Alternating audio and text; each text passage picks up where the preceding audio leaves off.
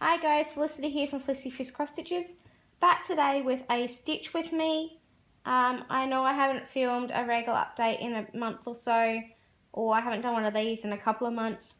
It's been a little bit busy with work and stuff, but I'll go into more of a life update in my next regular update video. Hopefully that would be next week. Depends when I can get some time to myself.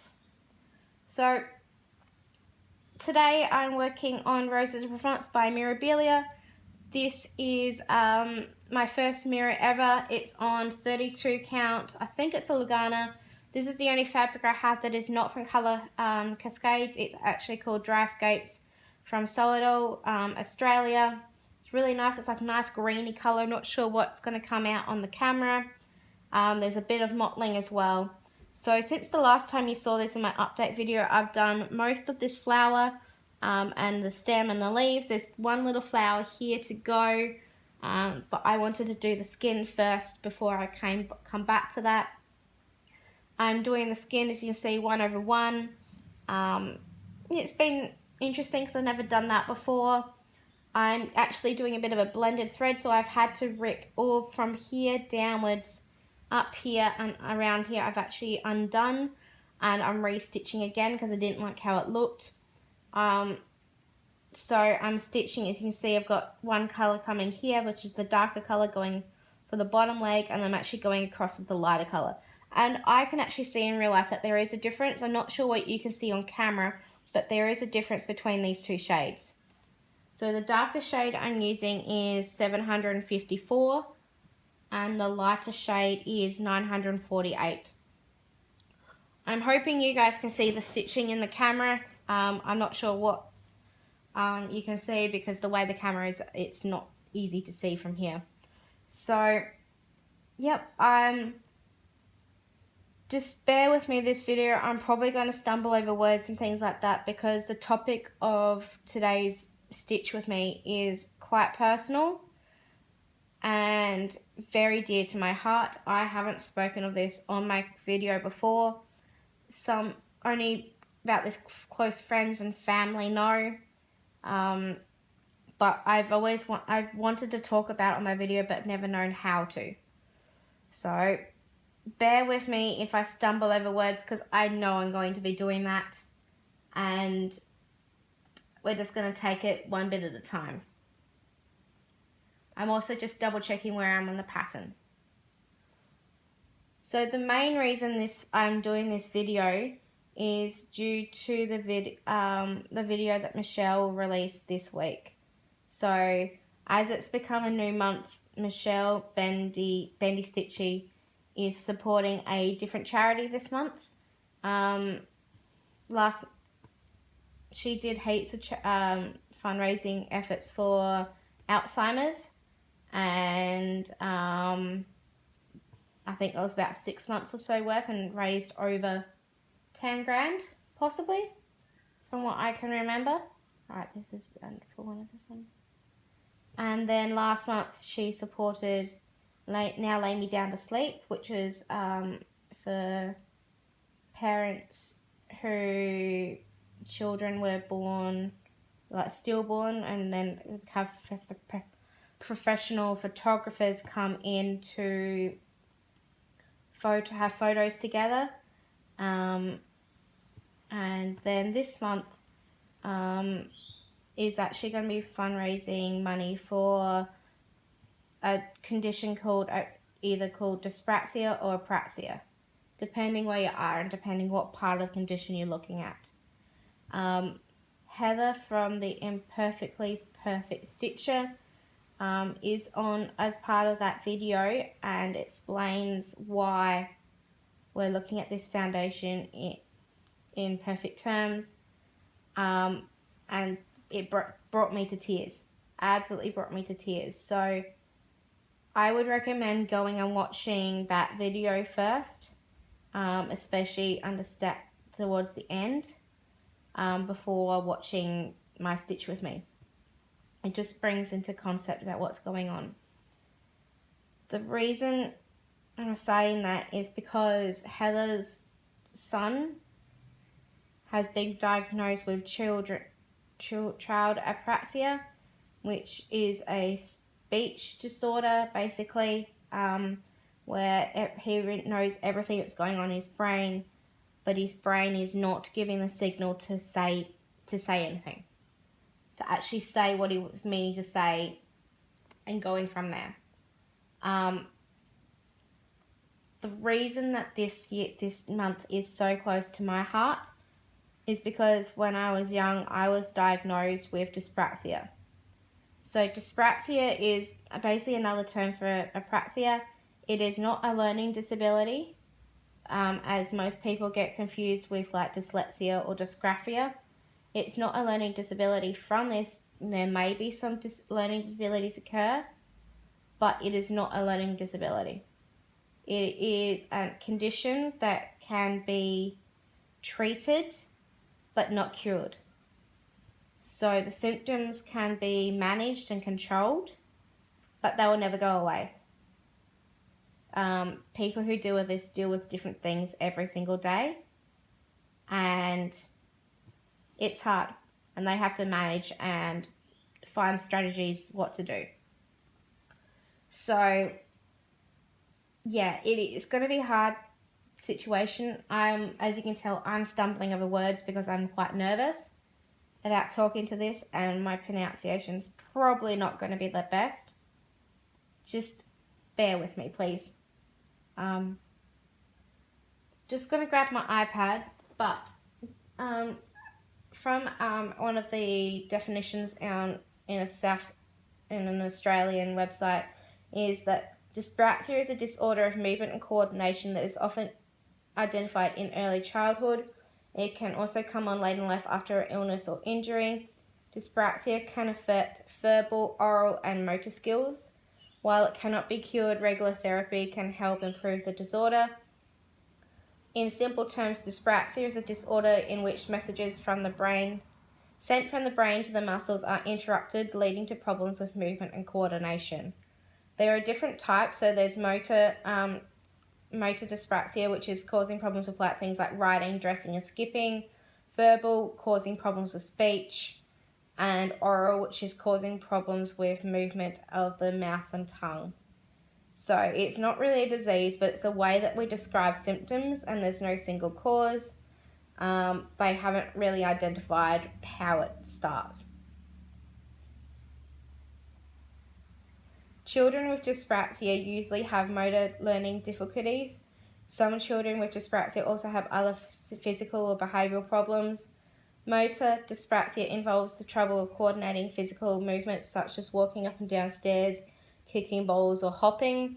Children with motor dyspraxia may be able to perform a task at one time and then unable to at a later time. Children with verbal dyspraxia have problems with voluntary coordinating their muscles to produce speech sounds and words.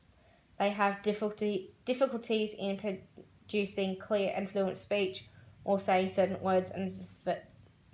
words or sentences. Children with verbal dyspraxia may speak slowly with frequent pauses, and children with oral dyspraxia may have trouble with eating and swallowing. So, again, it's different places have different definitions of what dyspraxia is, but it all comes down to the brain is not working as it should, and it makes day-to-day tasks really hard.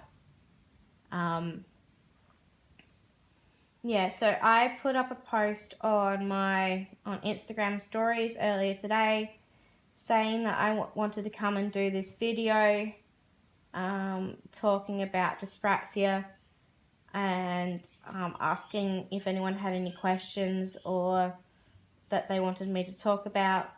And as of now, earlier, the only one who responded was Heather from the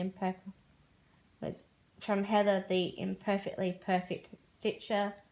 So I will go through some of her questions and answer them as best I can. I think the first time I even mentioned dyspraxia on my Instagram was actually a couple of weeks ago, because the most recent Doctor Who with the lady, One of the companions, Ryan, or friend, companion, as I get told off by my niece, actually on there has said that he has dyspraxia, and that is one reason why he struggles so much to ride a bike. Because rather than him have, his is more verbal, his is more actual, from what looks of it is actual physical in the way the coordination to actually ride the bike. But yeah, it does come down to what your brain should be doing and what it doesn't. So again, if anyone else who's watching this has other questions about this, I'm happy to go through and talk about them, and ask some questions. It will be hard. I'm telling you, this is hard now, me talking about this straight away. But I think it's worth it. And if I can help at least just one person or one family in thinking a different way of finding them, give them some support that I might not have gotten or received, then it's worth it. So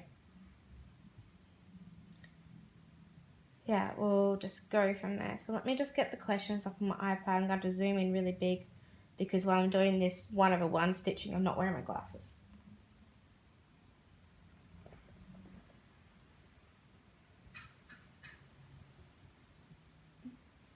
So the first question was when was I first diagnosed? Well, actually, I had to call my mum today and actually ask when I was first diagnosed because I wasn't sure. And we were talking about it and realised, well, I was actually first diagnosed when I was about 7, 8. So in Australia, that was about year 2. And thinking about it now, that's actually quite late. We was talking that when I was in reception, which is like prep, or the year before, year after kindy, but not exactly year 1. We do things weirdly in Australia. It's like the first year of your 13 years of school. Mum was talking to one of my teachers, and I wasn't able to pronounce my R's or my L's or my Th's, and just wanted to keep an eye on what I was doing. Hang on. No, that shouldn't have been that one. Just keeping an eye on what I should have been doing and what my language was doing, because at that stage, I was speaking, but I was missing out on the particular syllables. So let me just put this back on my, oops.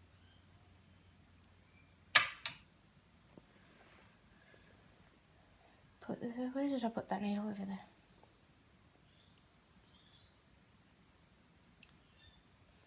I wasn't speaking. Like, I had a friend called Brooke.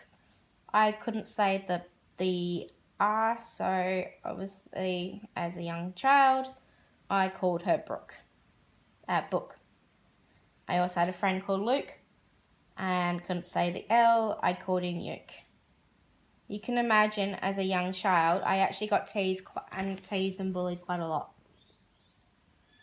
Especially in primary school, I can remember being teased and bullied over not being able to say words. It was first year, like reception for I can remember, was hard. Really, really hard.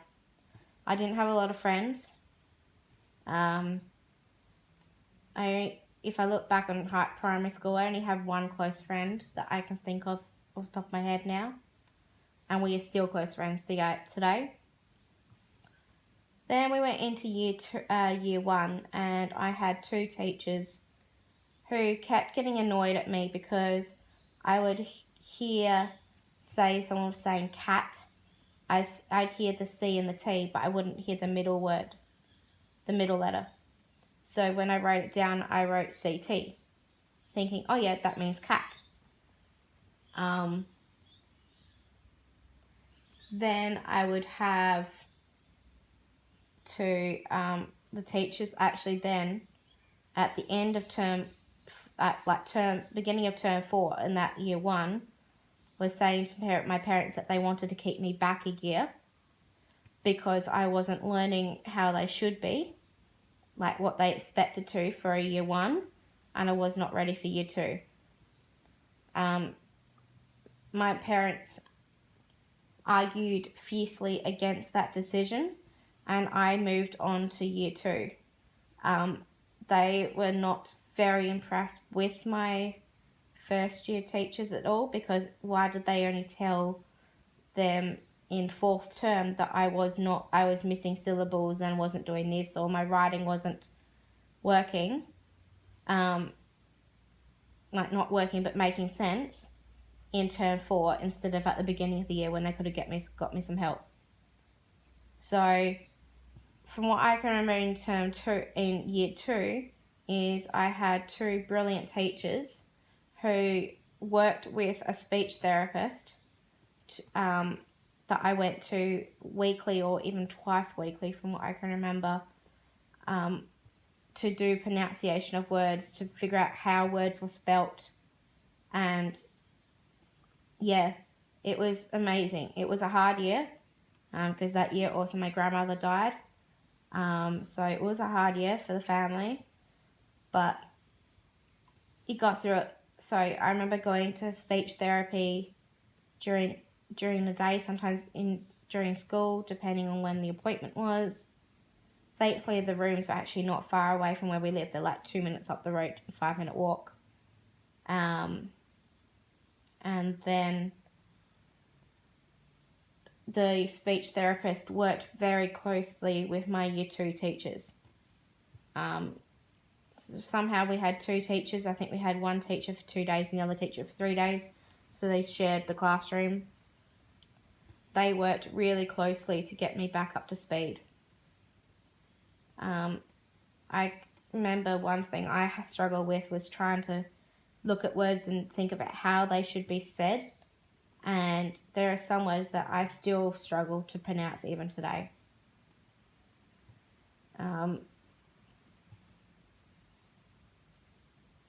So I think I did speech for years 2 and year 3 possibly, I can't remember. And then year 4 and year 5 I was fine. Like not fine, like I took a bit of time to do things. I could speak. Still don't have many friends, but that was the way our school was. Let me just double check what I've done. 2, 1, 2, it should be all. Okay, yep. Then in year 6 and year 7, I actually went back to the speech pathologist because I was slacking with the words again, especially with the. I do get quite lazy, or especially when I get tired. Some of the letters do seem to blur together, and TH, any words that have like a TH, normally get affected. Just need to swap over and end this thread. Alright, so starting with a new piece of thread, let's keep going. Yeah, so mostly mine is speech, but I've actually, when I did a lot more reading into it after high school and things like that, I actually don't just fall into I don't think I just fall into the realm of the speech. I also fall into where it's like motor and gross skills as well. So I don't know why people classify it as just speech and things like that. I think everyone who has it has a part of all of it. So, and I'll talk about that more now. But the next question Heather wanted to know is, what is the biggest way it affects your day-to-day life? So, it affects me in a couple of different ways. This is probably going to be the longest section. It affects my organization. I find I have to have a routine, and if something is out of my routine, it takes me ages to do anything in that particular day. So this year's actually been really quite hard because by now you all know I'm a school teacher. and this year is the first year that I have not had a regular contract. I've been doing relief teaching. I've had two short-term contracts during the year, which have been absolutely great, and I've loved working at both of those schools, and I'm still working at those schools as a relief teacher. But it's not the same as actually having set work for a whole year. When I know that I have a contract, I know that what time I have to be up by each day to go to school. I know which lessons are. I know what I'm doing in the lesson. I know when the meetings are, things like that. I know approximately what time I'm going to be home. And if I'm at one particular school, I know that school's routine with timings and things like that. I'm not changing between different timings. Whereas doing relief teaching at the moment, I'm normally up, like not up out of bed, but at least my alarm goes on at 6 in the morning, and you're just waiting on edge for a phone call. And that is hard. You're just waiting and waiting and waiting for a phone call. Sometimes the phone call comes at 6:30. There's one school that calls me at 6:30. Sometimes the phone call comes at 7:10 in the morning, and I have to be out before 8 or just before 8 to get to that school on time. One school starts at 8:20 in the morning, and you have to be there by 8:10, 8:15 so you know what you're doing for that day. The other school doesn't start at 8:40, 8:45. So currently I'm working at two different schools. While I love both schools I'm working at, I am finding the constant change in routine quite hard. It is great when I get told or asked to work the night before. Normally I keep my phone on by me until 9 o'clock at night, because that's the latest that they normally call, so that you know whether you're working that day or not. It is hard. I have found that because I haven't got a routine, I don't know what to do with the rest of my day. I get quite unmotivated to do anything, and it's hard. It's just hard. I just find routines really help me with my organisation of what I need to do. Even just not having it's good having the breaks and stuff, like the holidays. But again, it's also hard with being able to coordinate things. Another thing I find that affects my day-to-day life is my short-term memory. My short-term memory is like a goldfish. The reason I know this is because I'm repeating things quite often, a couple of times a day, or even a couple of times every minute. Not every minute, but every couple of minutes. Sometimes I'll go and talk to mum and say, oh, hi, oh, right, I've already told you this, halfway through telling her again. However, my long-term memory is good. I can remember quite a lot of things about going backwards in dates and things like that. Just the short term is hopeless. And again, that comes with my brain not wanting to work. Just not wanting to work in the way it should. I am very clumsy. I'm always bumping into things. And if the place where the camera is gets bumped, I am very, very clumsy. I'm always dropping things. I walk into things quite a lot of the time. All the students know that within that classroom, I would probably walk into furniture at least twice within a lesson. So I come home with bruises on my legs in all sorts of weird places because I'm always bumping into furniture. I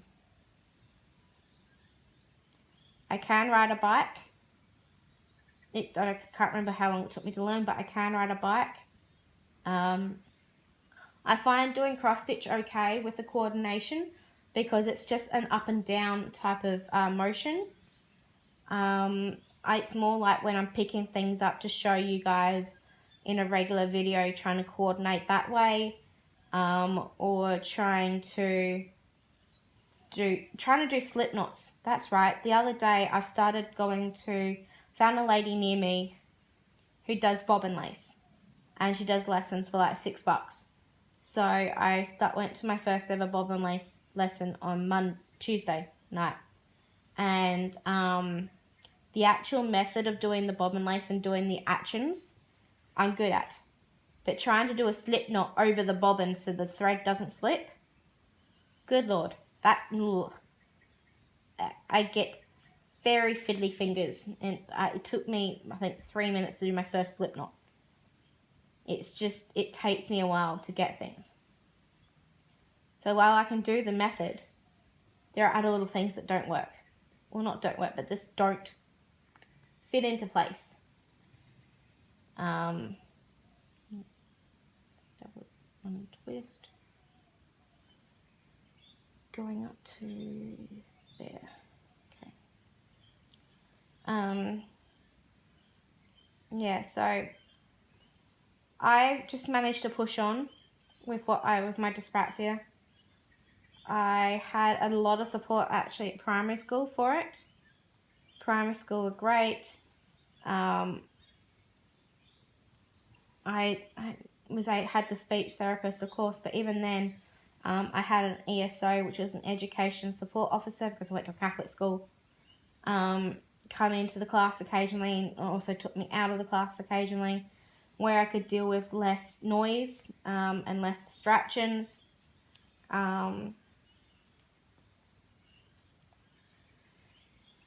I find that, especially with writing, I know what I want to say in my brain, like in my head, like actually thinking about it, but trying to write it down or trying to say it doesn't come across in the way that I want it to.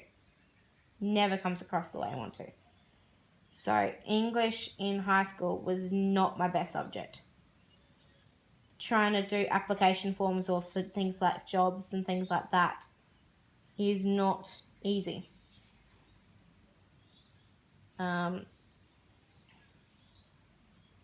Yeah. I love learning about things. I love reading. I can read really well and I can understand that, and I love that. But if you set me down to design my own story or something like that, I have ideas in my brain, but trying to get them down onto pen and paper or onto a Word document or typing doesn't really work. I try. The brain doesn't compute.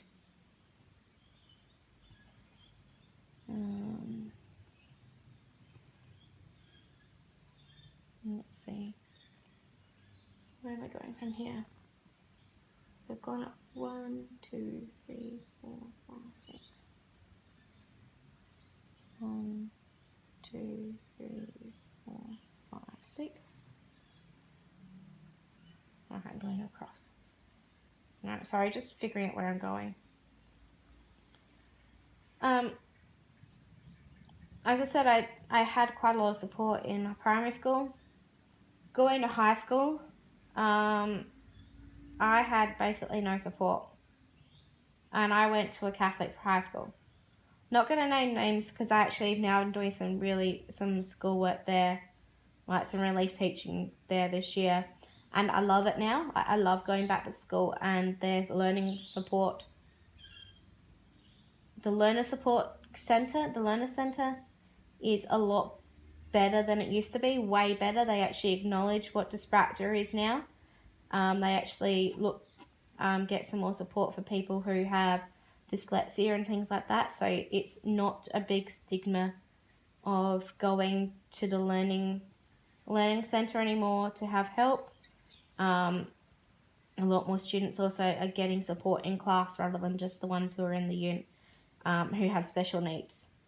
So the school, I can tell you now, has improved from where they were 14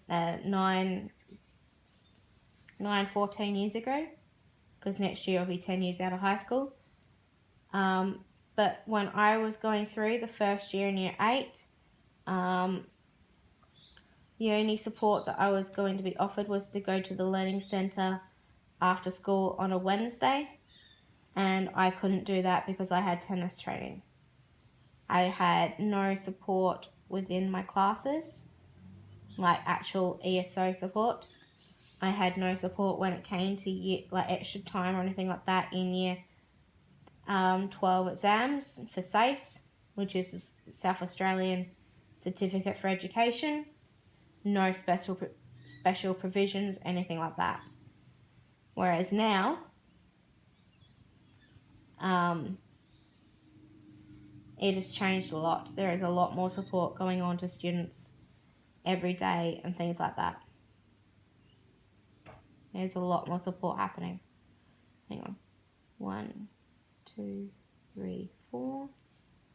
1, 2, 3, 4. I'll do 2 more.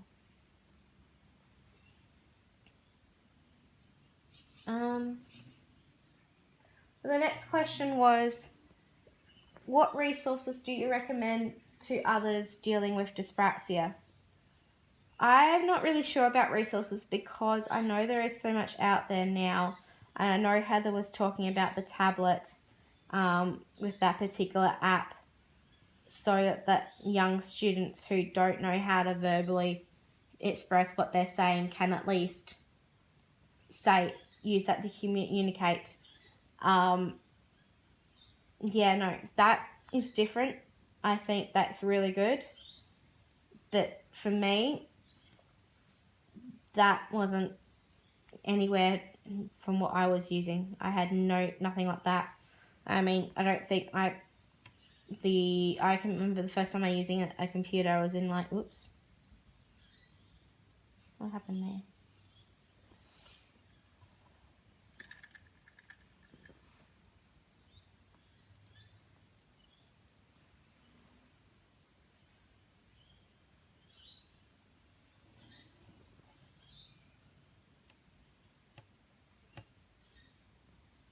Okay, I see what's happening.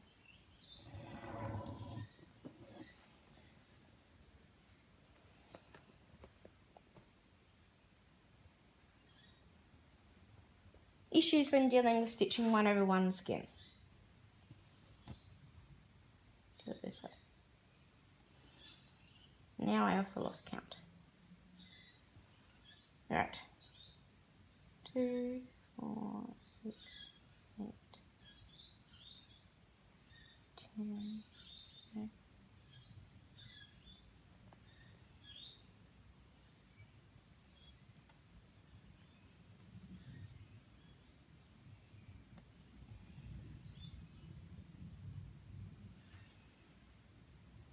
I made 6. 1, 2, 3, 4, 5, 6.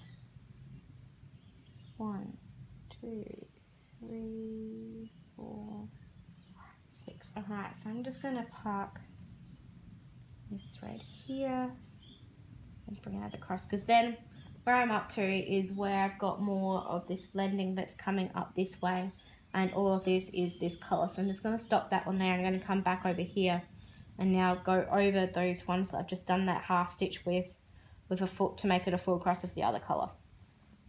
Oh, so where I was up to talking about resources. So most mine are not resources, but more like strategies that I can try and do with every day. My strategies would be like, I have to break things down, especially trying to say words that I don't know or that I always have trouble with. I have to break them down into syllables, and then break it into pieces from there. So a lot of the time for me, it's just breaking things down step by step, bit by bit. I find words like specific, as you can see, really quite hard to say. I used to have a lot of trouble with saying words like hospital. I used to break it down into things like hospital.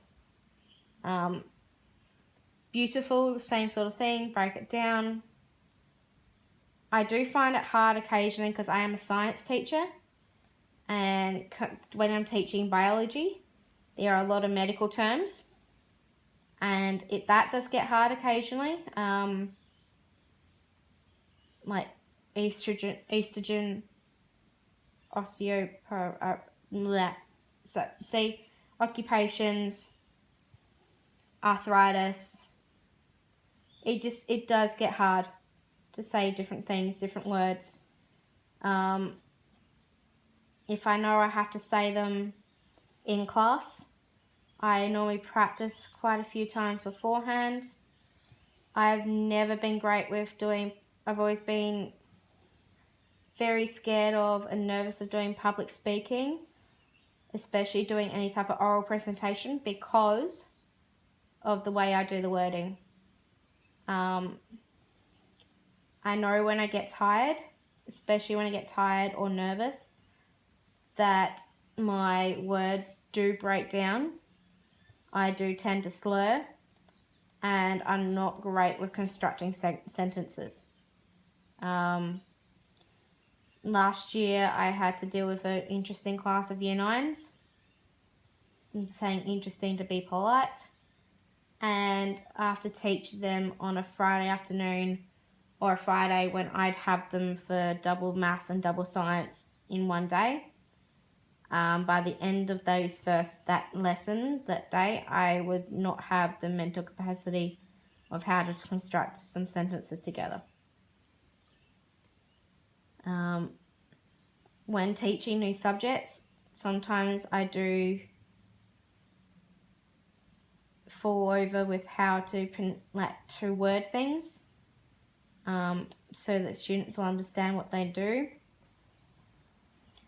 But I really don't know what strategies or resources other people could use. I've just had to break things down and deal with things myself.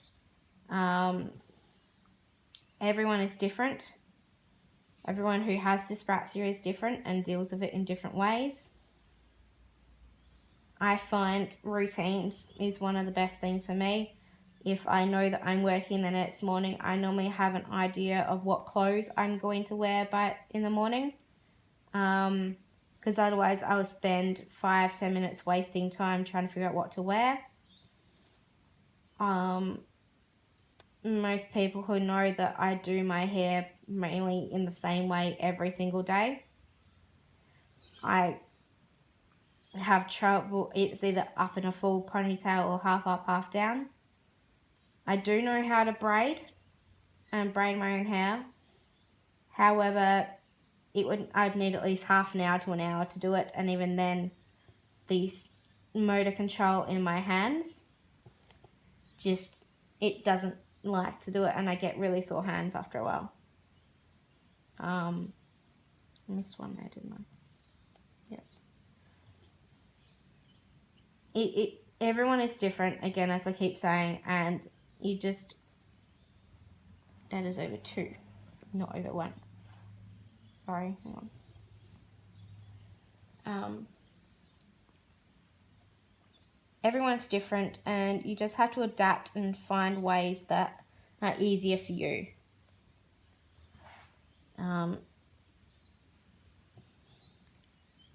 I'm sure there's other things that I do that I've adapted to do without realizing, but at this point in time I can't quite identify it. Last question that Heather had was, what are some of the things that I'm most proud of doing? Probably the biggest thing I'm most proud of doing is actually finishing high school and going through and completing university without any support at all. Like, no extra time, no extra other people in the classroom to help you out with what you're doing. I did it all by myself. While I was also in high school, year 12 was very stressful for me at the end of the year because my uncle had a major heart attack right during the week of study the week before exams. And then you had, of course, family stress and situations going from there. Like people arguing and them trying to keep it from a person who's doing exams that you can still know. While that was hard, I was still able to get through high school without any help. I passed. I managed to bring up my English exam from a D to a C. I managed to bring up my maths from sitting on a D to sitting on a C. A tutor also probably helped with that because I did have a tutor that day. I was able to manage to bring my chemistry mark from being a C to a B, and the same with biology. So, yeah, that was good. University, there wasn't really any special provisions that I could find to help with for dyspraxia at all. I looked, I couldn't really see any. So again, went through university all by myself. I did fail a couple of classes because I also changed from doing chemistry to doing mathematics as a major. Even then, I still failed some maths classes. But I just decided to persist on and retook the classes, and eventually I got through and I passed. Took a while, so instead of a 4-year degree, it took me about 5.5 years. But that's because I changed some subjects around and also because I had to redo classes. But it was hard, and I think, sorry, I'm just going to move. Changing leg positions. I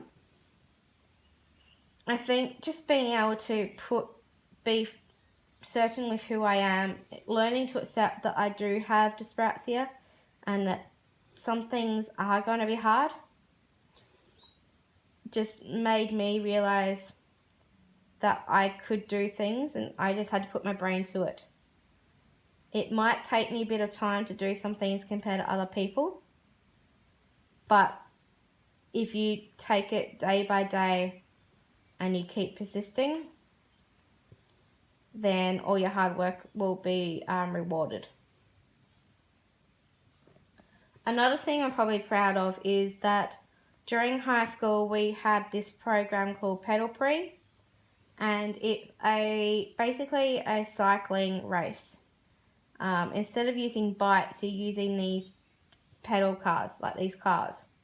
And it's all done by the use of your body by cycling.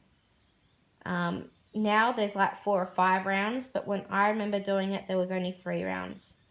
2 of those rounds are 12 hours, and then the final round is a 24-hour race. I did it both in year 8 and in year 9, and then they didn't run it in year 10. If they'd done it in year 10, I would have continued going on. From that, it was really good because you had to be able to have stamina, but also endurance. Stamina and endurance to continue in the team. I had a lot of fun. We raced around at one of our squares at Victoria Park. So year 8 and year 9, I was both in the junior team. As a school, we didn't win anything, but it was a lot of fun. We worked as a team. I remember creating some really strong friendships through that particular race. Actually just become friends with a guy again, or reconnected through bowling.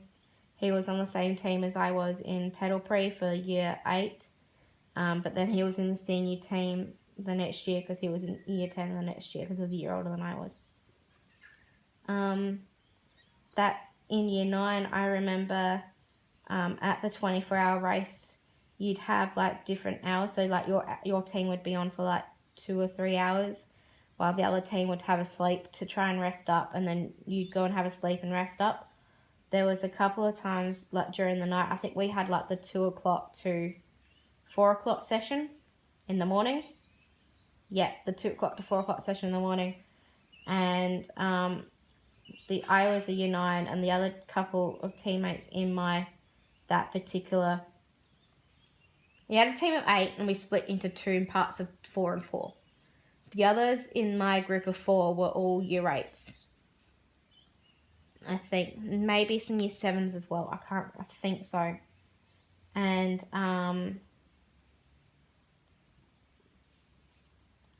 there was me and the 3 other boys. I was the only girl in the whole team, in any of the team in Paddle Pre. And there was this one time in this section again from 2 to 4 o'clock in the morning where our teammates was so exhausted that he just was asleep and didn't raise at all, didn't wake up. The other one was feeling really sick, and then so it came down to me and this other guy. This other guy wasn't feeling the best either, but he would at least go through and do 2 laps while I would be chucking some carbs into me. I think the main carb I had was spaghetti sandwich, like toasty sandwich, refilling my drink bottle. Then I'd go out and race and do I do about 6 to 10 laps and then come in for 2 or 3 laps to regenerate, go back out again. So I think it was actually during that period of time I did the fastest lap for our team as well. So I have a trophy for that somewhere that's probably downstairs now. And then of course once 4 o'clock hit, the other team and came and took over.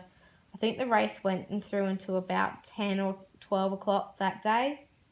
And I think by the time they were serving breakfast, I was so exhausted in the chair and I fell asleep. So, whereas I do have dyspraxia, I was able to coordinate the pedals and the chairs and being able to turn and not crash. And I basically held our team together for that 2 hours because they weren't very well at all. So I just take things day to day, bit by bit. I don't know. It's hard to actually identify what I can or can't do. I find planning incredibly hard some days. Like planning what to do. I think I've already said that. Yeah. If you have any other questions, I'm just going to finish this row where I'm up to so far. And then I'm going to sign off. But if you have any other questions, do ask. I am happy to talk to people about it. I'm happy to answer questions about it. Send me an Instagram message. Send me, type a comment on here. I'll respond. Just really do support the foundation for this month, please. I wish that there was a foundation or a charity like this when I was growing up. And then I probably would have been able to get some more support than I had. It would make such a difference for the children's lives. Such a difference. And it's not something that goes away. It's something that you have to deal with every single day in different ways. Some days I'm really good at coordinating and doing what I'm doing, but then I'm hopeless with my time management, or I'm hopeless with trying to get dressed or sort things out that way. Where other days I might be really good at that, but I'm always bumping into things, or when I'm tired I slur. I don't know what the words are. Chloe, my best mate, she knows when I'm tired and knows how I'm doing, and like if I'm trying to find a word and explain something, I just can't find exactly what that word should be. I just can't say it. She goes, I know what you mean, and she can understand what I'm doing. So everyone's different. Everyone deals with it differently. I take it day by day and go from there.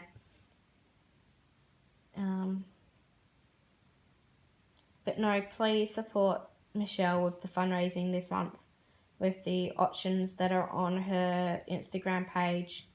If you can't even support the options, just donate $5 or $10 to this foundation.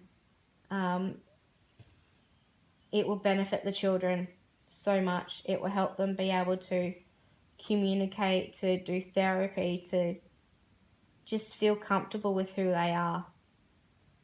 It took me a long time to accept that, yes, I do have dyspraxia. Yes, it does take me a little longer to do some things, and there are some things that I am just not great at doing, and I've accepted that. However, it's taken me a while to accept that. It's also taken me quite a lot of courage and bravery to come and speak to you today about this. I stumbled over words. I've completely restopped and restarted in some spots. But yeah, just support Michelle, support Heather. And again, a big thank you to both of them for raising awareness, to make people aware of this condition. It's not a disease. It's not a symptom. Just to make you guys aware of it. I have told friends and family before, and some of my friends have no idea what it is.